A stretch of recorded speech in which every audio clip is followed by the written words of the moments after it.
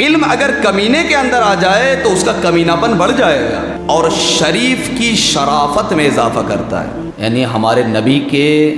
آنے سے 2500 سال پہلے جب جناب ابراہیم علیہ السلام اس دنیا سے جا رہے تھے تو آپ نے دعا کی، اور قرآن کی آیت ہے سورہ بقرہ کے اندر، بسم اللہ الرحمن الرحیم، ربنا وابعث فیہم رسولا، اور یہ آیت ہے سورہ بقرہ کی۔ دیکھیں اس جیسی 2 آیت ہے قرآن کریم کے اندر، اور ملتی جلتی آیتیں تو کئی ہیں، لیکن آپ الفاظ پہ غور کریں کہ حضرت ابراہیم کس انداز سے دعا فرما رہے ہیں۔ دعا یہ کر رہے ہیں، ربنا وابعث فیہم رسولا یتلو علیہم آیاتک ویعلمہم الکتاب والحکمہ ویزکیہم انک انت العزیز الحکیم۔ حضرت ابراہیم کی جو دعا ہے، اللہ نے اس دعا کو قبول کر لی، دعا کو رد نہیں کیا، اس لیے کہ خلیل خدا ہے ابراہیم، پروردگار کا دوست ہے، تو جیسی دعا آپ نے مانگی ہے اللہ نے آپ کی دعا کو قبول کر لی۔ جو بھی مانگا ہے اس دعا کے اندر اللہ نے تمام خواہشات کو، تمام آپ کی چاہتوں کو پوری کر دی، لیکن ترتیب میں اللہ نے ترتیب کو پلٹ دیا۔ جس ترتیب کے ساتھ حضرت ابراہیم نے دعا مانگی ہے اس ترتیب سے اللہ نے قبول نہیں کی، اس لیے کہ ابراہیم نبی ہیں مگر مخلوق ہیں، اللہ خالق ہے، خالق ابراہیم ہے، اور ہماری فطرتوں کا بھی خالق ہے۔ ہماری فطرت کے لیے اور ہماری روح کی ارتقاء کے لیے جن چیزوں کی ضرورت ہے وہ حضرت ابراہیم سے بہتر یقیناً اللہ جانتا ہے، اس لیے کہ وہ خالق ہے، ہمارا رب ہے، پالنے والا ہے۔ ہدایت کے نظام میں حضرت ابراہیم کو بھیجنے والا وہی ہے، اس لیے اللہ نے بھی کہا کہ اے ابراہیم میں تمہاری دعا کو قبول کروں گا۔ یہ تو نہیں ہے قرآن میں، یعنی اللہ کا جو انداز ہے، اس کا جو جواب ہے وہ یہی ہے کہ اے ابراہیم تمہاری دعا کو میں قبول کروں گا، مگر وہ تمہارا علم ہے جس انداز سے تم نے دعا مانگی۔ انسان اپنی معرفت کے مطابق دعائیں مانگتا ہے، ہم آپ بھی دعائیں مانگتے ہیں، ہماری ضروریات ہیں، ہماری پریشانیاں ہیں، مشکلات ہیں، لیکن ہماری ترتیب وہ بہت ہی عجیب ہوا کرتی ہے، اس لیے کہ ہمیں نہیں معلوم، جیسے ایک ترتیب اور سیکوینس کے ساتھ دعا مانگی جاتی ہے نا، تو ہمارے پاس وہ ترتیب نہیں ہے۔ مثلا کوئی ہو سکتا ہے کہ پہلے صحت کی دعا مانگ لے، پھر دین پہ چلنے کی دعا مانگ لے، پھر دولت کی دعا مانگ لے، پھر اس کے بعد اولاد کی دعا مانگ لے، پہلے آخرت کی دعا مانگ لے، پھر زندگی کی دعا مانگ لے، یعنی ہماری دعا میں ایک ترتیب نہیں ہوتی، جو زبانوں پہ آتا چلا گیا، جو دل و دماغ میں آتا چلا گیا، ہم اللہ کی بارگاہ میں اپنی دعاؤں کو، اپنی حاجتوں کو پیش کر دیتے ہیں، لیکن اللہ کو معلوم ہے مثلا ہماری دولت سے زیادہ ہماری صحت اہم ہے، تو ہو سکتا ہے دولت سے پہلے تمہاری صحت کی دعا قبول ہو جائے، ہماری صحت سے پہلے دین پر چلنے کی جو توفیق ہے وہ اہم ہے، لہٰذا دولت نہ ملے، صحت نہ ملے، مگر دین پہ چلنے کی توفیق ملے، یہ دعا شاید پہلے قبول ہو جائے، اس لیے کہ اس کو معلوم ہے کہ میرا بندہ دعائیں تو مانگ رہا ہے، لیکن مجھے معلوم ہے کہ ان کی دعاؤں کو ترتیب دینا وہ میرا کام ہے۔ یہ مانگ لے گا اس کے دماغ میں، اس کو جو ضرورتیں ہیں یہ بندہ یہ تو اپنی ساری ضرورتیں پیش کر دے گا، لیکن مجھے معلوم ہے اس کو پہلے کیا دینا ہے، اس کے بعد کیا دینا ہے، اس کے بعد کیا دینا ہے، اور کیا دینا ہے اور کیا نہیں دینا ہے یہ بھی وہ طے کرے گا۔ مانگنا ہمارا کام ہے، اور ترتیب بھی درست ہو جائے یہ اہم نہیں ہے، اس لیے کہ حضرت ابراہیم جیسے نبی کے دعا میں بھی ترتیب میں گڑبڑی آ گئی، حضرت ابراہیم جیسے خلیل خدا نے جو دعا مانگی ہے اس کی ترتیب میں بھی کمی تھی جو اللہ نے ٹھیک کر دی۔ حضرت ابراہیم نے دعا کیا مانگی، آپ الفاظ دیکھیں، دعا یہ ہے ربنا وابعث فیہم رسولا یتلو علیہم آیاتک ویعلمہم الکتاب والحکمہ ویزکیہم انک انت العزیز الحکیم۔ اللہ نے جو اس دعا کو قبول کی ہے اور اس کے جواب کے طور پر سورۃ الجمعہ کے اندر یہ دعا ہے، سورۃ البقرہ کی، سورۃ البقرہ کے اندر آیت ہے جو حضرت ابراہیم کی دعا ہے، اور جو جواب دعا ہے وہ سورۃ الجمعہ کے اندر ہے جو ابھی آپ سنیں گے نماز میں اور سنتے رہتے ہیں۔ اس کا جواب آیا، اس دعا کا جواب مقبول ہو گئی دعا، ایسے نہیں کہ قبول نہیں کیا اللہ نے قبول کر لیا، ابراہیم تمہاری دعا کو میں قبول کرتا ہوں، مگر میں وہ ترتیب نہیں رکھوں گا جس ترتیب سے تم نے مانگی ہے دعا۔ اور سورۃ الجمعہ کے اندر اللہ نے اس کا جواب دیا، جو دعا کو قبول کیا گیا اس کا جواب آ گیا۔ آپ الفاظ کو پھر دیکھ لیں ترجمہ کے ساتھ، حضرت ابراہیم نے دعا کیا مانگی، ربنا، میرا اے ہمارے پروردگار، اے ہمارے رب، ربنا وابعث فیہم، بھیج تو ان میں ایک رسول، ربنا وابعث فیہم رسولا، کہ تو ان میں یا ان میں ایک رسول بھیج۔ کیسا رسول؟ یتلو علیہم آیاتک، کہ جو ان کے اوپر تیری آیتوں کی تلاوت کرے، وَيُعَلِّمُهُمُ الْكِتَابَ، اور جو کتاب کی تعلیم دے، والحکمہ، اور ان کو حکمت کی تعلیم دے، وَيُزَكِّيهِمْ، اور جو ان کا تزکیہ کرے، تزکیہ نفس کرے، نفس کو پاک کرے، اِنَّكَ أَنْتَ الْعَزِيزُ الْحَكِيمُ، کہ بے شک تو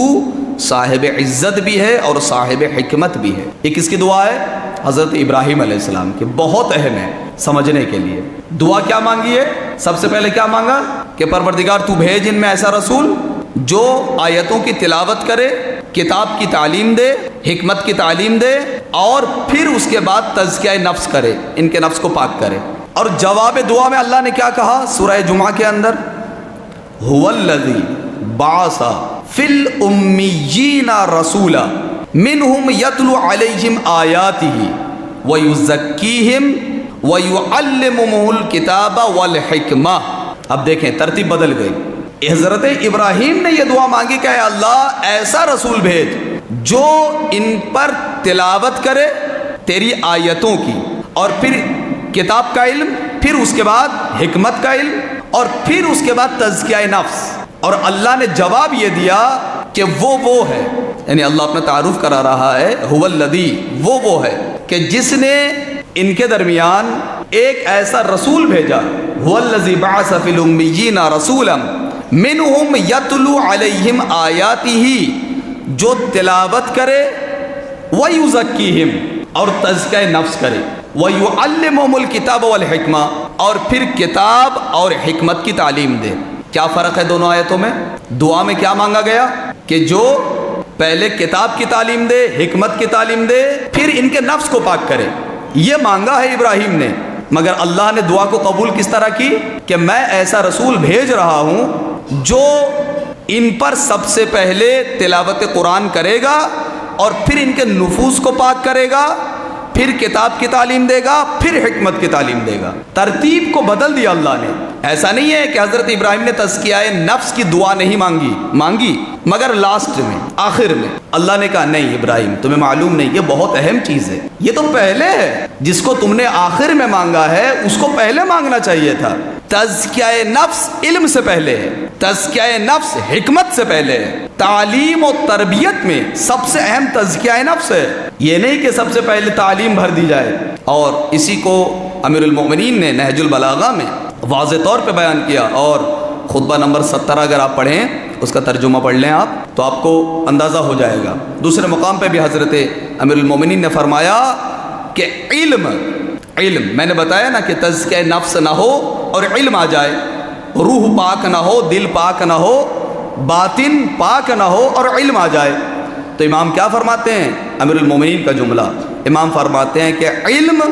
کمینے کی کمینگی میں اضافہ کر دیتا ہے اور شریف کی شرافت میں اضافہ کرتا ہے۔ علم اگر کمینے کے اندر آ جائے تو اس کا کمینہ پن بڑھ جائے گا، علم اگر نجس کے اندر آ جائے اس کی نجاست میں اضافہ ہو جائے گا، علم اگر بدماش کے اندر آ جائے اس کی بدماشی میں اضافہ ہوگا، لیکن یہی علم اگر شریف کے اندر آ جائے تو اس کی شرافت میں اضافہ ہوگا، نیک کے اندر آ جائے اس کی نیکی میں اضافہ ہوگا۔ یہ امیر المومنین کا جملہ ہے جو کہ قرآن نے اس کی وضاحت کی ہے کہ اے ابراہیم تمہاری دعا میں قبول کر رہا ہوں، مگر جس ترتیب سے تم نے مانگی ہے میں ویسے نہیں قبول کروں گا، بلکہ دعا اس طرح مانگنی چاہیے کہ پہلے پروردگار تو تزکیہ نفس کرے، ایسا رسول بھیج جو پہلے تزکیہ نفس کرے۔ اسی لیے کہ سب سے پہلے حکم یہ ہے، ہوتا حوزات میں، مدرسوں میں، ہر جگہ یہ کمیاں ہوتی ہیں، مثلا باہر سے جو بھی آیا اس کو سب سے پہلے ہم کیا کرتے ہیں، پڑھانا شروع کر دیتے ہیں، پڑھو، مثلا حوزہ ہے تو وہاں شروع ہوتا ہے پڑھو ضرب شروع کر دیتے ہیں، یہاں سے شروع کرو، مکتب ہے تو الف ب ت سے شروع کر دیتے ہیں، اور اسکولوں کی تو بات ہی چھوڑیے، وہاں تو سارا یہ الغار مغرب کا ہے۔ لیکن میں مذہبی مقامات کی بات کر رہا ہوں، حوزہ ہے، مدرسہ ہے، مکتب ہے، وہاں بھی تعلیم کا سلسلہ مثلا یہیں سے شروع ہوتا ہے کہ یہاں سے شروع کرو، پڑھائی نہیں، سب سے پہلے کرنا یہ ہے کہ اس کو پاک کیا جائے، ورنہ اندر اگر جھاڑو نہ لگے، اندر اگر صفائی نہ ہو اور پھر علم ڈال دیا جائے تو جب برتن گندا ہوتا ہے تو اس کے اندر آنے والا دودھ بھی خراب ہو جاتا ہے۔ دودھ جیسا شفاف، پاک اور پاکیزہ نعمت بھی اگر غلط برتن میں پہنچ جائے تو وہ زہر بن جاتا ہے۔ ایسے ہی اگر دل پاک نہ ہو، اندر سے انسان پاک نہ ہو اور اس کے اندر تعلیمات اہل بیت بھی ڈال دیا جائے، قرآن ڈال دیا جائے، احادیث ڈال دیا جائے، کافی نہیں ہے۔ سب سے پہلے برتن کو پاک کرے، روح کو پاک کرے، ظرف کو پاک کریں، اس کے بعد یہ پاکیزہ چیزیں اس کے اندر ڈالی جائیں تو اثر دکھائیں گی۔ اب اس سے آپ ساری چیزیں اخذ کر سکتے ہیں۔ یہ خطبات، یہ مجالس کیوں اثر نہیں کرتے ہمارے اوپر؟ اتنی مجلسیں سننے کے بعد کیوں اثر نہیں ہو رہا ہے؟ اس لیے کہ ہم جیسے تھے ویسے گئے، نہ پاک کیا، نہ توبہ، نہ استغفار، نہ پاکیزگی، نہ دل کو صاف کیا، گئے بیٹھے اور آ گئے۔ تو جب اندر جھاڑو نہیں لگائی، ابھی ہم نے صفائی نہیں کی، تو جو کچھ وہاں سے بیان ہو رہا ہے وہ تعلیمات، اس میں کوئی کمی نہیں ہے، وہ سب قرآن ہے، حدیث ہے، اقوال معصومین ہے، سب اچھی باتیں ہیں، لیکن اس کو پاکیزہ جگہ پہ پہنچانا ہے۔ لیکن ابھی ظرف پاکیزہ نہیں ہے، تو سب سے پہلے ظرف کو پاکیزہ کرے، اور ظرف کی پاکیزگی وہ جہاں بہت سے طریقے ہیں، ان میں اہم چیز پاکیزہ غذا ہے، جس کے اوپر مسلسل میں تاکید کرتا رہتا ہوں، اور یہ قرآن احادیث تو بھری پڑی ہیں۔ پاکیزہ غذا، حلال کمائی، حلال غذا۔ اگر رزق، وہ روزی، وہ لقمہ جو ہمارے دہن سے ہمارے بطن تک پہنچ رہا ہے، اگر وہ پاکیزہ نہ ہو تو وہ واقعہ یاد ہے، میں نے آپ کی خدمت میں پیش کی تھی روایت کہ رسول خدا جب مسجد سے نکلے اور بچے کھیل رہے تھے اور آپ گئے بچوں کے پاس، اور بچے بھی خوش تھے، اور بچے اس لیے خوش تھے کہ رسول آئے ہیں ہمارے پاس، لیکن ایک بچہ دور اکڑا ہوا کھڑا تھا۔ وہ تفصیل سے میں پڑھ چکا ہوں، اس لیے وقت نہیں لے رہا ہوں، اشارہ دے رہا ہوں۔ تو پیغمبر اکرم جب اس کو دیکھا تو اللہ کے رسول نے کہا کہ بیٹے آپ دور کیوں کھڑے ہیں، آپ بھی آئیے۔ تو اس بچے نے وہیں سے فحش گالی دی، اللہ کے رسول کو نام لے کے گالی دی اس نے، اور اصحاب اتنے ناراض کے دوڑ کے جانے لگے تاکہ اس کو ماریں، پٹائی کریں، اس لیے کہ رسول کو گالی دے رہا ہے، مدینہ حکومت قائم ہے، اصحاب ساتھ ہیں، اور ایک بچہ وہ ایسی گستاخی کرے۔ اللہ کے رسول نے کہا نہیں، ایسا نہ کرو، اس کی کوئی غلطی نہیں ہے، غلطی اس کے باپ کی ہے، اس کی غلطی نہیں ہے، گالی بک رہا ہے بچہ، مگر پیغمبر کہہ رہے ہیں اس کی غلطی نہیں ہے، اس کے باپ کی غلطی ہے۔ اور کیا غلطی ہے؟ وہ جب اصحاب گئے ساتھ میں تو اللہ کے رسول کو دیکھ کے ایک تو وہ اتنا پریشان کہ کیسے کھلاؤں، کیا پلاؤں، اور کہاں بٹھاؤں، کہاں اٹھاؤں۔ ایسے صورت میں اللہ کے رسول نے کہا نہیں، ہم تمہارے یہاں کھانے پینے کے لیے نہیں آئے، اٹھنے بیٹھنے کے لیے نہیں آئے، بھائی اتنا پوچھنے آئے، کیونکہ وہ بڑا تاجر تھا مدینے کا، تو صرف اتنا پوچھا کہ یہ بتاؤ جو کاروبار تم تجارت کر رہے ہو اس میں کہیں سے حرام تو نہیں آ رہا ہے؟ تو پھر اس نے کہا یا رسول اللہ آپ کو تو معلوم ہے کہ مثلاً کمپٹیشن کا مارکیٹ ہے اور تھوڑا بہت تو ہو ہی جاتا ہے۔ تو اللہ کے رسول نے فرمایا یقین جانو یہ حرام مال جو تمہارے پاکیزہ مال میں داخل ہو رہا ہے، یہی چیز تمہاری اولاد کو میرا دشمن بنا رہی ہے۔ یعنی حرام غذا کا اثر کیا ہوا؟ رسول و آل رسول کا دشمن بنتا ہے انسان۔ اگر بچے کو حرام غذا کھلا دی جائے تو یہ سب بیکار ہے، ہماری تربیت، ہماری واعظ و نصیحت، یہ سب خراب ہو جائے گی۔ اس لیے کہ ہم محبت کی تعلیم دے رہے ہیں مگر